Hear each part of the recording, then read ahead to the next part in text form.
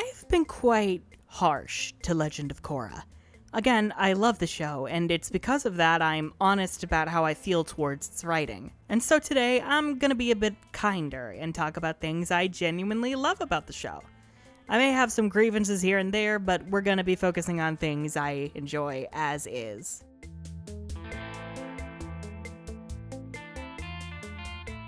Korra is often criticized for being a very rash, hot-headed character, perceived as arrogant and more focused on punching things before asking questions, to which I say, congratulations, you saw the point. I can understand not vibing with a character, but I feel Korra doesn't get enough appreciation or credit for just how much she grows over the course of the series, and even how she shows glimmers of kindness and compassion and insight that go unnoticed or unremarked upon in the first 2 seasons. Does your offer to live at the Air Temple still stand? Of course it does. And Asami's welcome too. After everything she's been through, she's going to need you, Mako. I've often seen Korra described as the epitome of the gifted student to depressed adult pipeline, and that is entirely correct. She excelled in the physical side of her avatar training, and because of how sheltered she was from the world by the White Lotus, she wasn't really prepared for the complex issues and general awfulness of the real world outside of the compound. Are you some kind of criminal? We were orphans out on the street. I did what I had to do to survive and protect my little brother. I'm sorry. All she wants is to be a great avatar, and through the course of the whole show, she is resented for being the avatar, and made painfully aware that she can't solve problems just by firebending them to death. I never wanted a normal childhood. All I ever wanted to be was the Avatar. Unfortunately, there are issues with this in the first couple seasons, but those are largely rooted in the show's neoliberal tendencies of defending the status quo and villainizing any kind of radical change. The problem was those guys were totally out of balance, and they took their ideologies too far. And also lack of understanding of systemic issues. Like, no, Korra, just because Amon is a bender doesn't mean the whole equalist movement is wrong about non-benders being disadvantaged and discriminated against. It's giving, your revolutionary leader was a bad person, so therefore your entire movement's principles are invalid. No, that's not how that works. That said, I do love Korra's personal journey of becoming more thoughtful and compassionate. But I promise you, things will get better if you just give it a chance. Let me take you over to Air Temple Island and we can talk this through, okay? Especially by book 3, she uses her hot-headed, go-getter energy to advance whatever goals that she is working towards, rather than just punch people because they annoyed her. These airbenders shouldn't be used as weapons. They have a right to choose their own paths. They're leaving with me. And while I don't think I'm fully qualified to judge how Korra's trauma was handled, I still appreciate her journey of overcoming it in book 4, and the fact that they let her hit that very low point. I know I was in a pretty dark place after I was poisoned, but I finally understand why I had to go through all that.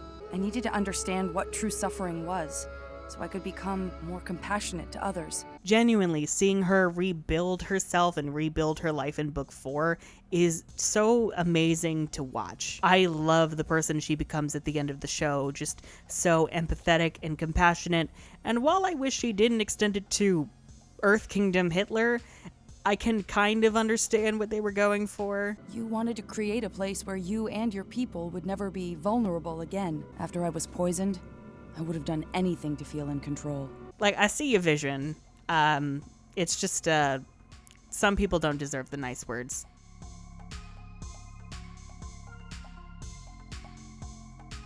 Now, as I mentioned in my video about why Korra's team avatar is underwhelming, the show has a tendency to focus on the children of the old cast more than Korra, and especially her friends. And that especially goes for Tenzin, son of Avatar Aang.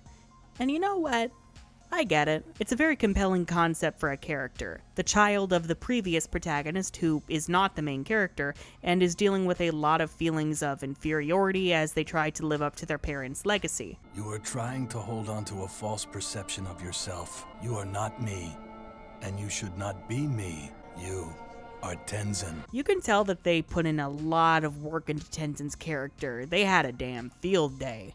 Because honestly, he and Korra were the best things to come out of this damn show. Though he's Korra's airbending teacher and mentor, he's still allowed to be a flawed, three-dimensional character. Tenzin is quite a stubborn, at times arrogant character, and through mentoring Korra through the series, He learns to meet people where they are in order to help them rather than condescend to them. I think I owe you an apology too. I was trying to teach you about patience, but I lost mine. It's most present in books 1 and 3, with book 3 focused on Tenzin accepting the fact that even though there are new airbenders, the old air nation his father was part of is gone. Can't they see that I'm trying to rebuild an entire culture? You know, just because these people can airbend, it doesn't automatically make them air nomads. This new air nation will be inspired by its legacy, but it will be something new entirely.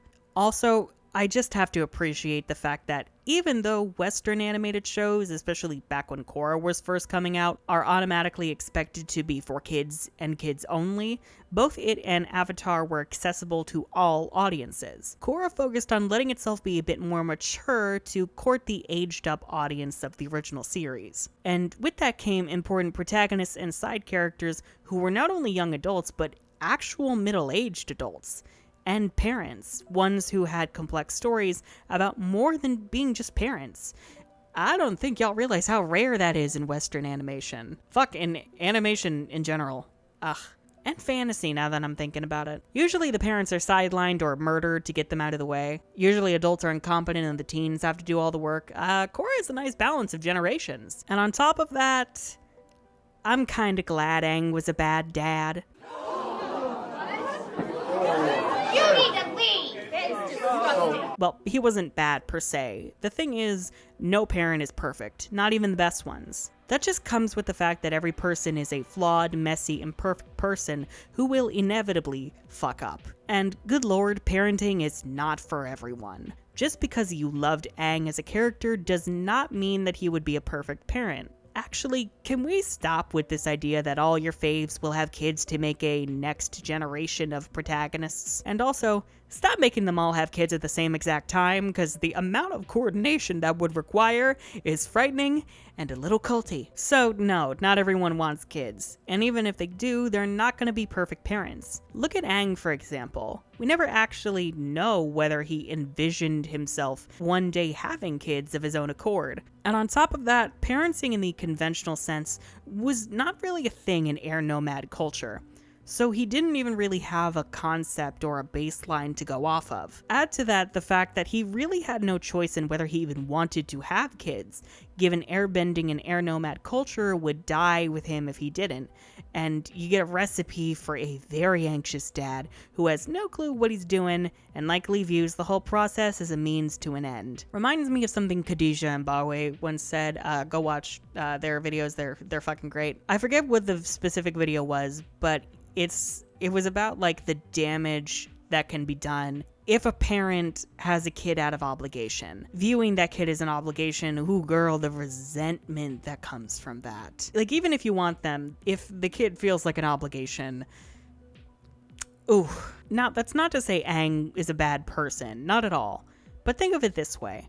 You are the last of your people, and if you don't have kids, your culture and its legacy will die with you. So you don't even really have a choice in whether you want kids. So you do, but your first is not an airbender. You're a bit sad, but you tell yourself that it'll be okay. Your next kid will probably be an airbender, and then it's a waterbender. At this point, you're panicking, you're spiraling, you're thinking, oh god, you only have so many choices of getting this right, because believe it or not, even the process of trying to have a kid is a struggle for many, many people. But then, finally, you have an airbender, your youngest.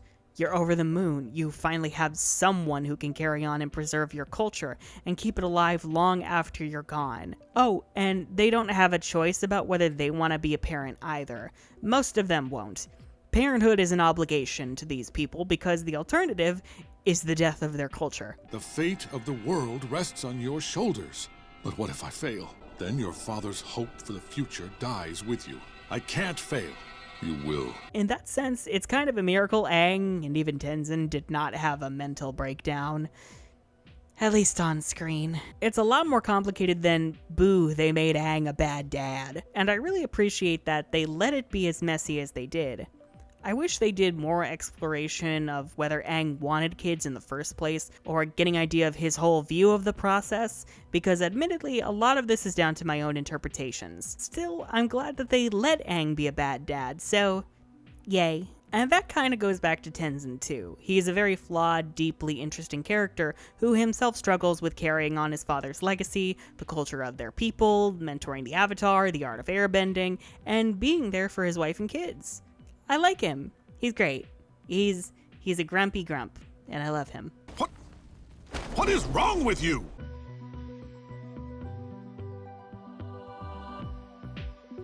Much like Tenzin, the writers were very interested in Lin, and eventually the rest of the Beifong family.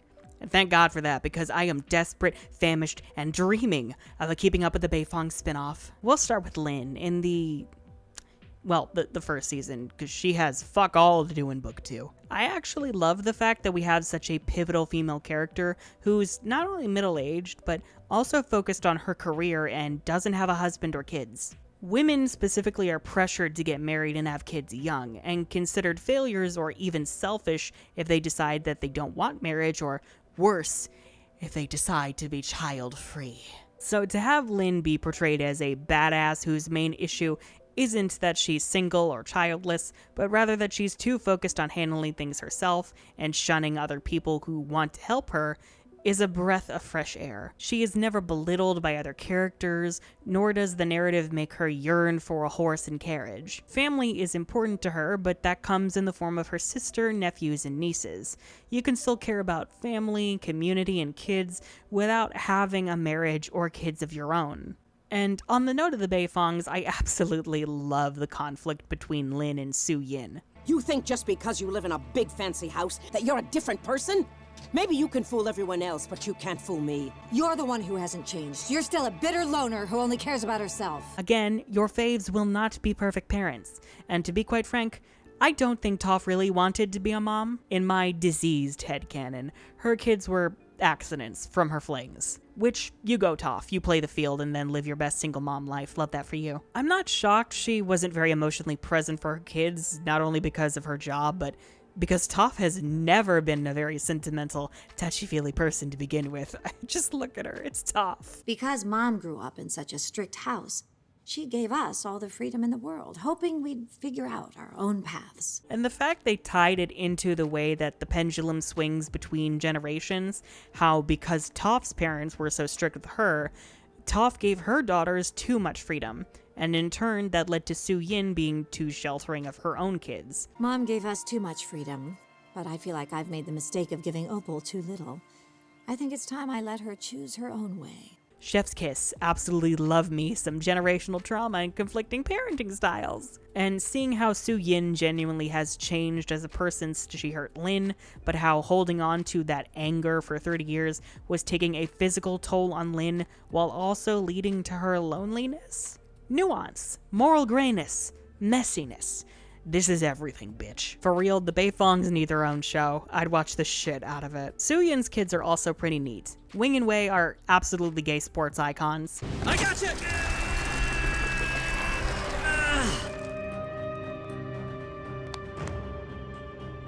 Huan is a moody art gay, and I love how edgy he is. Batar Jr. can eat dirt and die trash. And Opal is my baby girl. She is so sweet and so cute, and I love the fact that her soft, pacifistic mediator personality subtly explains why she became an airbender without having to bash you over the head with it.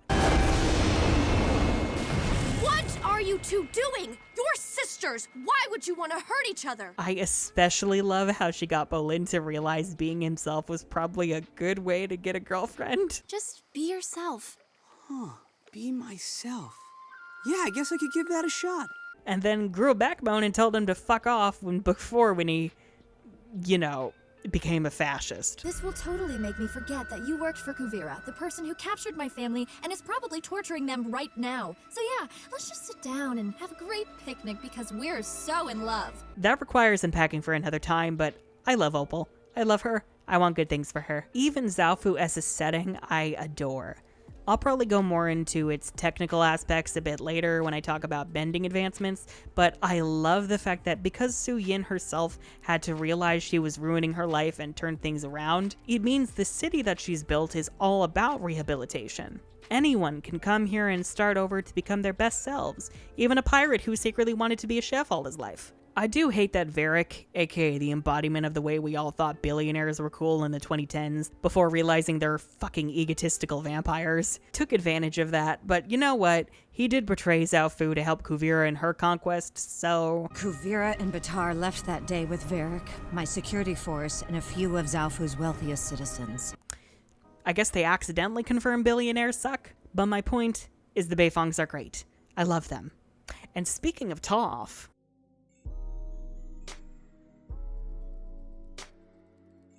Toph is an icon, full stop. Generally, I actually like most of the cameos of the old gang in Legend of Korra. I love Katara as a mentor and emotional guide for Korra, even though she has far too little to say about Unalaq and the Northern Occupation in Book 2. Loved Zuko being in Book 3, even though he had almost nothing really to do aside from give Korra a bit of advice, and also break his hips in fights he is far too old for.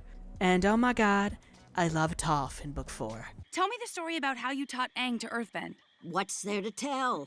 I threw some rocks at the Avatar, he got all whiny, and Sokka fell in a hole. I really appreciate the build-up to where Toph currently is starting in Book 3, with her having left to travel the world in search of enlightenment.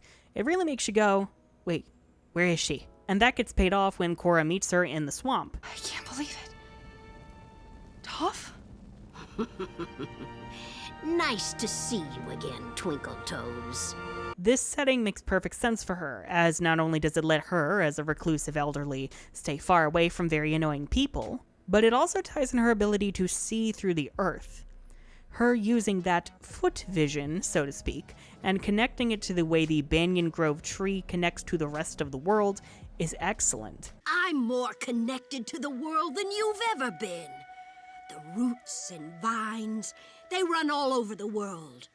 I can see Su and Lin, Zhao Fu and Republic City. It ties thematically into this idea that everything is connected. It's probably the closest in the series that bending really gets to having philosophical implications like the original series. Not to mention, she is the perfect mentor for Korra. They are so much alike. Stubborn, hot-headed, ready to crack some fucking skulls. But the key differences are the fact that Toph has always listened before striking, whereas Korra has had to learn not to jump in headfirst without a plan, as well as the fact that Korra tends to be hyper-focused on how others view her as the Avatar, whereas Toph could not give less of a fuck about what people think of her. She's the perfect choice for Korra's mentor, especially at this point of the story where Korra is a lot more hesitant, having lost that fire she possessed in the previous seasons. Toph cuts through the bullshit. She tells it how it is, her blunt, no-nonsense attitude forcing Korra to re-evaluate how her experiences have affected her, and how no one can help her except herself. No external force is going to heal her emotional state. I'm ready. I'm not bending it out of you. You gotta do this on your own. And moreover, disconnecting herself from her loved ones is keeping her stuck in this rut. Your problem is you've been disconnected for too long. Disconnected from the people who love you, and disconnected from yourself. She can't be afraid of letting people down because she doesn't live up to their lofty ideas of how the Avatar should be strong or invincible. She has to show up as she is, because her loved ones just care about her as a person, and that's enough to help inspire her to deal with her shit and become stronger. That all said, I do wish Toph got to slaughter Kuvira. You give metal benders a bad name! Yes, Toph dragging the metal-bending Sozin was everything, but I crave the blood of fascists.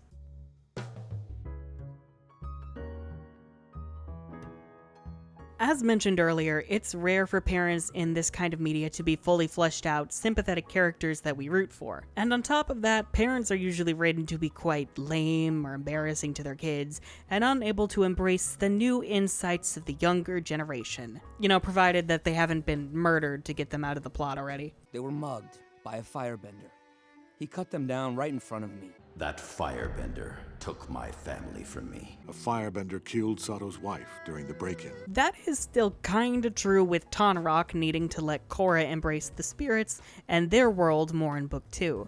But he's still an endearing character whose relationship to Korra is pivotal. A lot of Book 2 is focused on Korra's family drama, namely with Unalaq trying to manipulate her into freeing Vaatu, aka Satan Kite, and allowing him to occupy the southern water tribe, and Tonraq being very wary of his brother's intentions. But I don't want you to make the same mistake I made. Spirit and the physical world should remain separate. Tonraq does admit his faults in places. For instance, the fact that he destroyed a forest leading to a spirit attack on the northern water tribe, thus leading to his banishment, all of which he had hidden from Korra until Unalaq forced him to tell her. I was protecting you from the shame I brought on the family. Why do you keep hiding things from me and then telling me it's for my own protection? Though Unalaq orchestrated the event, Tonraq still made a genuine mistake that showed his disrespect for the natural world and spirits. And he owns that. There's also the tension with Tonraq assisting the southern resistance to the northern occupation. Korra wants the water tribes to be united at the behest of her uncle's guidance, manipulation. You must remain neutral, or our tribes will never find unity. Everyone calm down! You're all part of the same tribe. Start acting like it. Not realizing there was probably a reason the Southerners left to begin with. Wow, the first time the South wanted to leave the North and it was justified. Huh, y'all lost the war, get over it. Fun fact, the Northern Water Tribe is the original tribe, with those who didn't like their strict customs and conventions leaving to establish the Southern Water Tribe, moving to the literal polar opposite side of the world to make a statement. The Southern Water Tribe is petty, and I'm here for it. I do wish we got to see more of the differing customs between the tribes coming into conflict. For instance, the North refusing to let women learn waterbending for anything other than healing. In our tribe, it is forbidden for women to learn waterbending. Perhaps the North wants to enforce that during their occupation, and Korra is even viewed as a southern brute because she is a female waterbender who is quite aggressive. Why, I do believe that the Avatar would not be so boorish if she were hailed from the North. There's a lot of material to work with here that could have added to the conflict between Korra and her parents. But that said, I love the fact that Korra apologizes to her father for thinking he'd go as far as to kill his own brother. And I love that though Tonraq is against the North, he's honest that he could never harm his own brother. I'm sorry for thinking you had anything to do with the rebels, and for all the pain I've caused you and Mom. I'm the one who should apologize. After I saw the Southern Lights return, I was so proud of you. I never should have held you back. Is it a bit too belladonna method, ask nicely for your rights?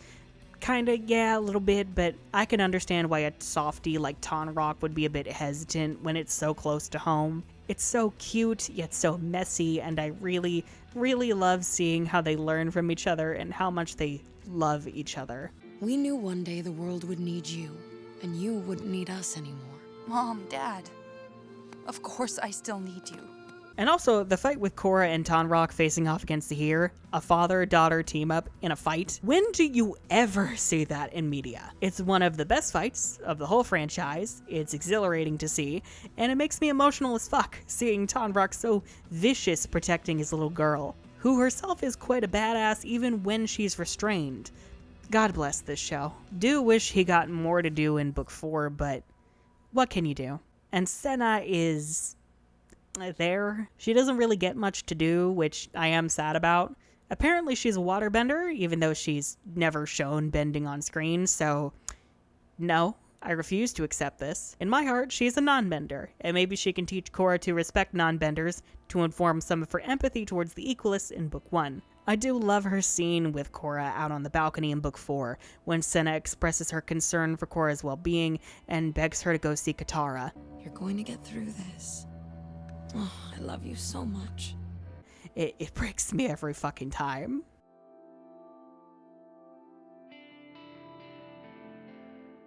Tarrlok is trash, but that's what makes him a great villain. He's a sleazy, crooked politician who manipulates people to get them on his good side to work for him, while also stoking fear in his fellow politicians and the populace in order to accrue power. Eventually he will come for all us benders, our friends, our families. Vote for this task force, and I will stop him on. before it's too late. Girl, if that ain't accurate to the political landscape of the 2020s, I don't know what the fuck is. 2025 plan, we see you Republicans. You're not winning. Tarrlok tries to warm up to Korra at first, flattering her and giving her gifts to try and get her to join his task force, ultimately deciding to lure her into a trap where he could use the press to pressure her into doing what he wants. How do you think Avatar Aang would have handled this? Are you afraid of Amon? I'm not afraid of anybody. I'll join Tarrlok's task force and help fight Amon. There's your headline, folks. The way Tarrlok is so excellent at pulling people's strings to achieve his goals, it really shouldn't be surprising that he's one of the most ruthless bloodbenders we've ever seen. His reactionary, anti-equalist, anti-non-bending politics aren't really sincere, but that doesn't matter. That's not the point. The point is that he's causing very real, tangible harm to the people of Republic City, and all in the name of his own ego, power, and status. Republic City stands as a beacon of freedom, but the Equalists are using that freedom to tear it down. There's even some readings of him as a fascist given how much he relies on the us versus them strategy, continually expanding the enemy, even so as to go after anyone who opposes his totalitarian agenda. The law I have proposed would make it illegal for anyone to be a member of the Equalists, or even be associated with them. It also puts into effect a curfew, ensuring all non-benders are in their own homes by nightfall. As much as I'm still unsure how to feel about the Equalists as antagonists, I at least appreciate the fact that they gave lip service to the fact that they kinda had a point about non-benders being unequal in Republic City. Specifically under Tarrlok, it is chilling to see depictions of police violence against ordinary people who just want to be treated fairly and to live their lives in peace. This is an Equalist rally. There's nothing innocent about it. They're not equalists. They're just normal people who want their rights back. They are the enemy. Tarrlok is a smarmy, terrible excuse for a human being who is in fact a walking trash bag. But again, that's kind of why he's such a great villain. Yes, he has a tragic backstory, but it doesn't excuse the monster that he became. He's not sympathetic at all. If anything, he's quite pitiable in the fact that his father's shadow warped him into such a conniving, weaselly bastard in the end. And personally, I would like to thank Amon for taking Tarrlok's bending. In this case, bending is absolutely a privilege, and Tarrlok is the last man who should ever have blood bending. Into the corner with you.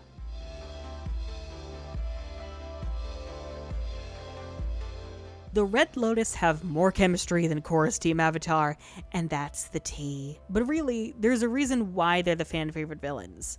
Actually, I think there's multiple reasons for that. Firstly, they're walking spectacles. They each embody elemental excellence. And yes, that assonance amplifies that. Ghazan, Minghua, and Pali are honestly lacking in characterization. We don't know how they learned to be so proficient in their abilities, nor why they joined the Red Lotus, but their banter with each other is excellent, making them come across as lifelong friends who genuinely care about each other. I never thought I'd be so happy to see your ugly mugs again. Great to see you too, Minghua. They don't even get very much to do after their prison breaks, and yet they still somehow manage to be the highlights of episodes. I thought I'd never see you again. I never doubted. Really? Right now? That whole scene with them taking Mako Bolin to Ba Sing Se in the truck lives rent-free in my head. Mostly I just made up stories about the guards, who was having trouble with his girlfriend, which one secretly wished he'd become a pastry chef. And on top of that, they make for the best fights in the entire show. They really are an anti-Team Avatar, bringing all the elements together for their own purposes to make them a force to be reckoned with. We'll talk a bit later about the specifics of their bending skills, but I do love the fact that they cover each other's weaknesses. It's only by dividing them that the protagonists even have a chance of defeating them. Zahir is probably people's most favorite villain from the show, aside from Amon, and it's not hard to see why. Aesthetically, it's cool having an airbending villain, but they use the philosophy component to explain why he's an antagonist. Let go your earthly tether.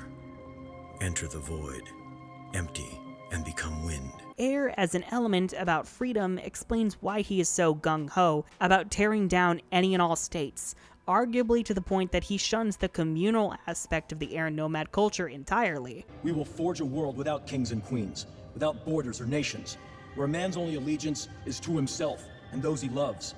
We will return to the true balance of natural order. Zahir's form of anarchism always gave me a very strong survival of the fittest, libertarian attitude, rather than a more progressive, communally oriented anarchism. And in that, I guess it's kind of okay that the Red Lotus philosophy is so very basic. It's very much baby's first anarchism, or rather, what most people think of when they hear about anarchy. Not the abolition of unjust, overly authoritarian states, but more this very Mad Max approach that echoes a very Western take on what would happen if all governments collapsed. Not the idea of people forming communities to protect each other because we are social creatures, but that it'll be every man in his immediate circle for himself, all with guns, throwing them into the sky, killing zombies, every man for himself. That won't bring balance. It will throw the world into chaos. Exactly. The natural order is disorder. At the very least, the Red Lotus genuinely believes in their cause, which is more than we can say for the other villains. Yes, Tarrlok gives a qualifier that Amon probably does view bending as the source of all evil, but again, the way that they have him being secretly a bender invalidate the entire equalist movement is just not how any revolutionary or liberation movement works. Unalaq is a very boring mustache-twirling caricature who is working with Satan Kite, so it's kind of impossible to take any cause he prattles on about seriously. And Kuvira, well, she's earthbending Hitler. Fascists don't have a point, they don't want a better world, they don't deserve sympathy, just punch them. There's no lie about Zahir's motivation revealing some ulterior motive. There's no liar revealed causing the Red Lotus to disavow anarchism. And they do genuinely believe that a world without nations, and a world without the Avatar to uphold those nations, would be a better, freer place for everyone. Oh, also, we'll talk about the music a bit more later, but the Red Lotus theme has lived rent-free in my head since I first heard it. It is the benchmark for villain themes, period.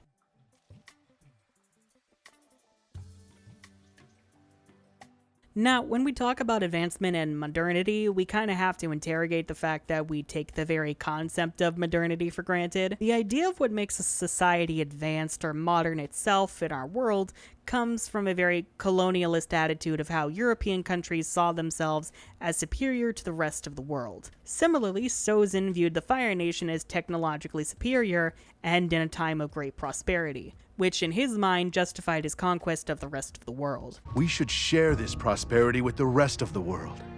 In our hands is the most successful empire in history. It's time we expanded it. To eradicate inferior cultures and to devastate the natural world in pursuit of their own grandiose view of their nations and their reach. And so, that also means the concept of modernity in Legend of Korra has also been taken for granted, both in-universe as well as by the writers themselves. That's not necessarily their fault, it's just kind of drilled into all of our heads, especially in the US, that history is linear, and we are at the pinnacle of advancement.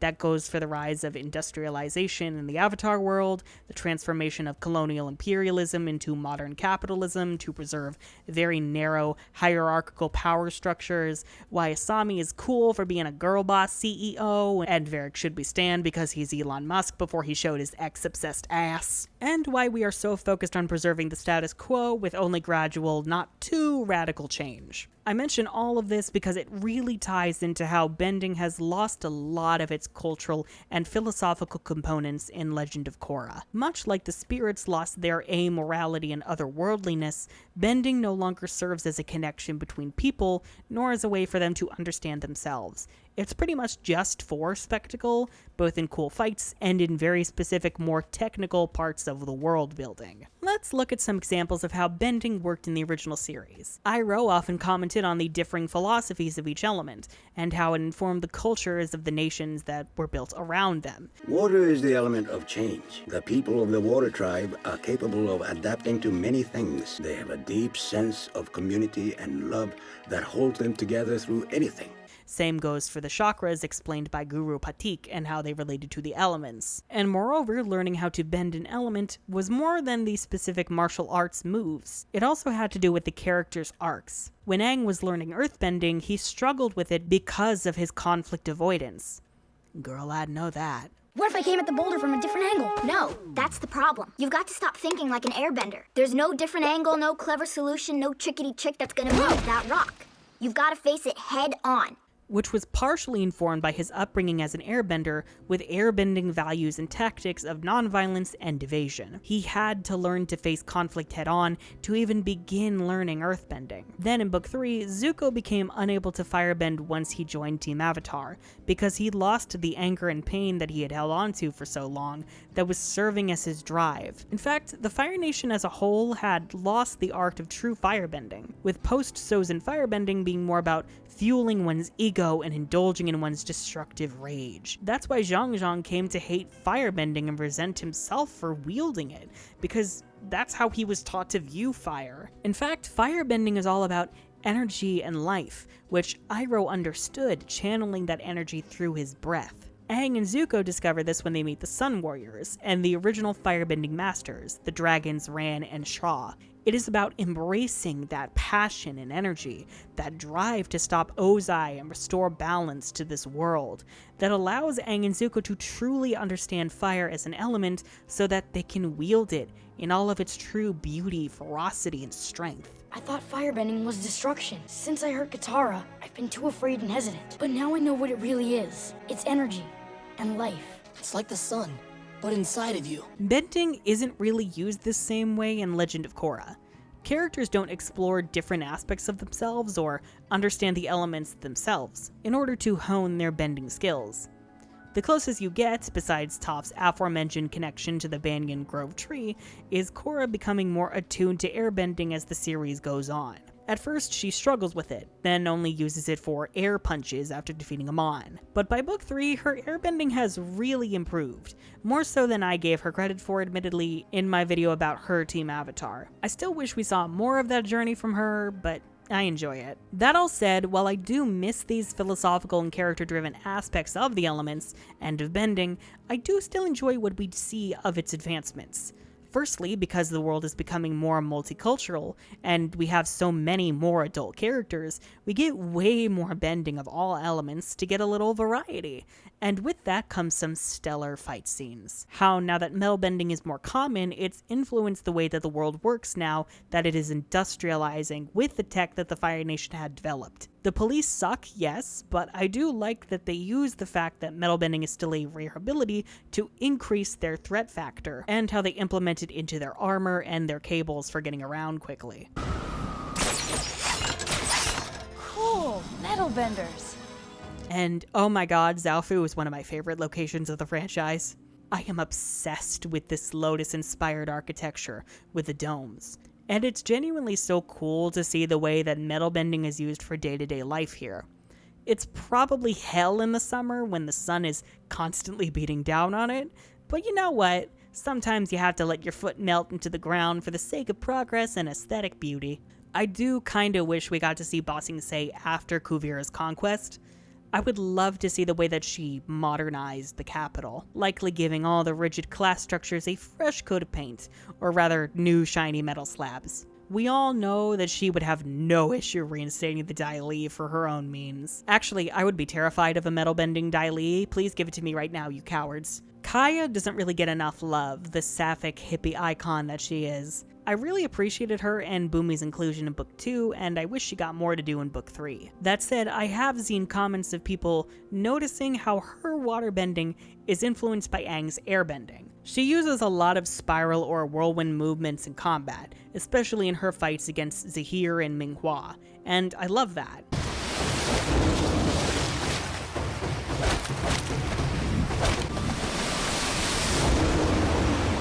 I wish that was explored more, seeing the way that the world being so multicultural has caused the elements to pick up traits from each other. Kinda reminds me of how lightning bending was influenced by water bending. And speaking of water bending, given it's my favorite element, I must say, I love seeing so many new waterbenders in Legend of Korra, especially the waterbending villains. Unalaq often gets compared to Azula in how ruthless and quick to the kill he is with his waterbending, and it's probably the only aspect of him that I genuinely love.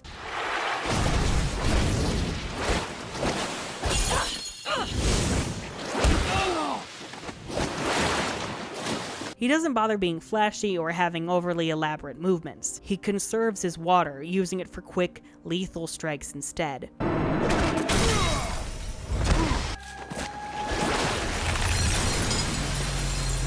This man is brutal in fights, and I only wish his character was as interesting as his fighting style. And of course, we cannot talk about waterbending villains without mentioning the icon, the legend, the moment, the MVP, Minghua, aka the Toph of waterbending.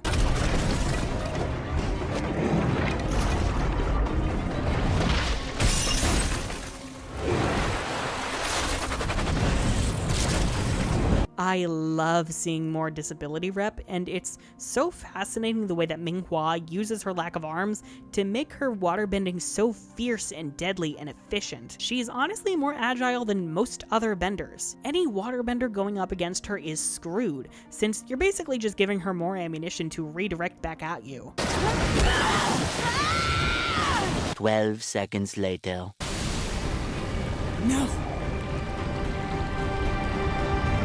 That whole aspect of waterbenders fighting each other and they find ways to redirect the water back at their opponent, Minghua has had to master that because of her lack of arms. It's probably the reason why only a lightning bender can take her down, or even a firebender by whittling down her water supply. I'm not really a fan of the so-called psychic bloodbending introduced with Yakone and his kids, but I do like the horror aspects used for when it's in play.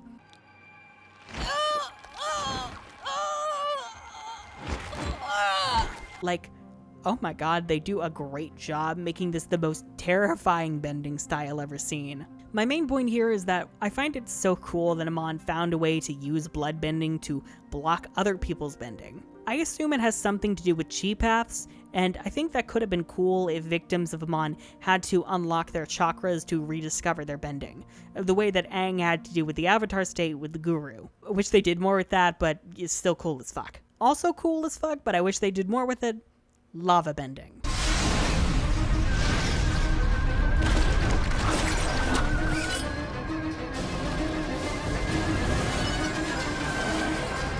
I've really come to appreciate the versatility of earthbending over the years, so seeing Ghazan and later Bolin accelerate the earth to the point that it becomes lava makes me lose my damn mind. It combines the ferocity of firebending as well as the flow of waterbending, and applies both to earthbending. And I really wish we got some philosophies of how lava bending works or how it interacts with the other elements. Also reminds me I would love more insight into combustion bending and its cultural roots. I know they explore it a bit in some supplemental material, I think something to do with Yang Chen. No clue, but I really wanted more with Pali and her backstory as a combustion bender war weapon. And again, so cool having an airbending villain with Zahir. Is he an edgelord? A bit, but I'm also here for it. Especially because he and Tenzin's fight is one of the best in the whole show. Surprise, motherfucker! And I love the way that Zahir warps air nomad philosophy to suit his own agenda. Makes me wish we had more stuff like that. Also, yes, I get why he's bald. I wish he kept the hair. Look at this hair. It's fucking fabulous. Oh my god. Ugh.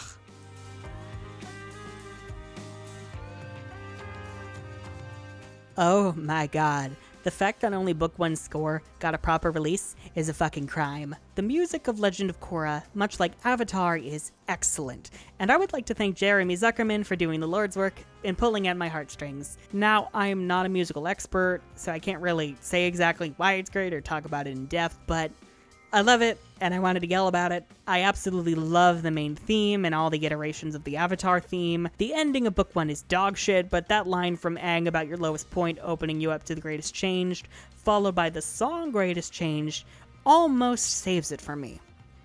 Almost. I don't know. I salute the effort. Out of context, I can like it.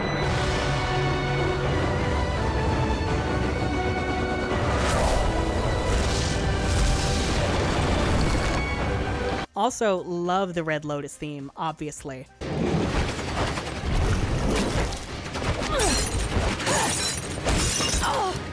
I really adore Kuvira's theme too, honestly, with how militaristic it sounds with those war drums. Something you should know about me.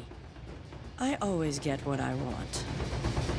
It really feels like her train is racing at top speed to slam into my face and makes me excited to punch her. And honestly, I'm probably wrong about this, but it sounds strangely similar to the Avatar theme to me. Like maybe it's an inversion of the Avatar theme almost.